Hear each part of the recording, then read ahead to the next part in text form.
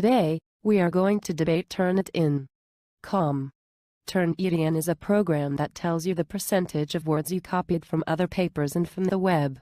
When you upload a paper, you and your instructor can receive a report on the amount of words, which words, and from where they were copied, and then decide whether this amount can be considered plagiarism. Turnitin is very controversial. First, it doesn't really define plagiarism. It just gives you a word count.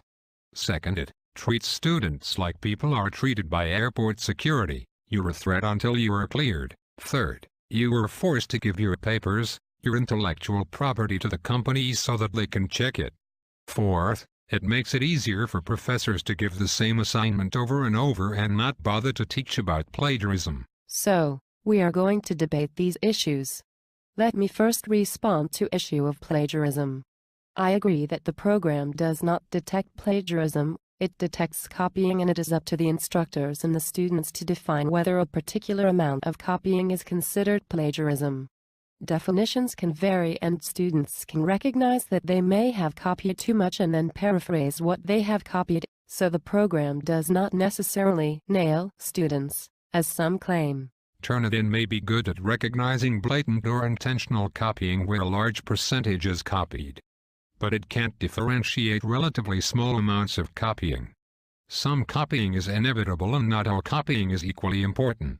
I don't think the program can make those kinds of distinctions, which are the most important for us, particularly if we create interesting assignments that cannot be easily copied. My second issue is that I think the company is trying to exploit the fears that teachers and professors have, that there is a tremendous amount of plagiarism going on and that the amount is growing because of the internet.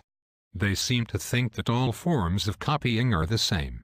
The result is that students are being viewed more and more suspiciously, as if this generation is more immoral than any previous generation. I think that much of the fear is real. Copying papers is not new, but it is so much easier with the internet. Many teachers want to be able to use the internet without having to worry that the students are cut and pasting.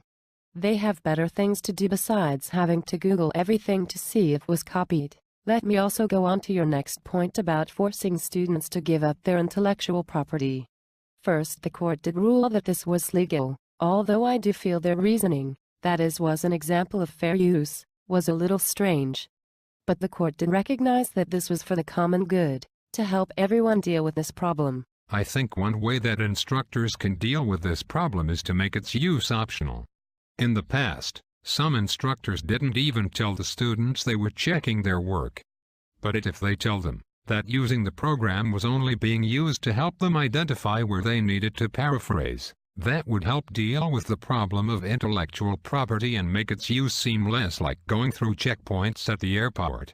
Finally, to the fourth point about the assignments, the burden should be on the university to educate the students about plagiarism so that they wouldn't have to rely on the program and spend a lot of money. My point is that it would be ideal if professors could design unique, plagiarism-proof assignments, but that may not be possible, so they need some help in maintaining the integrity of their assignments.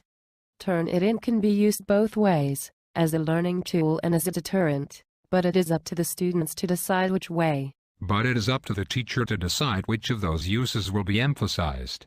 I'm very worried about the consequences of this program. I think we can trust our staff to use it wisely.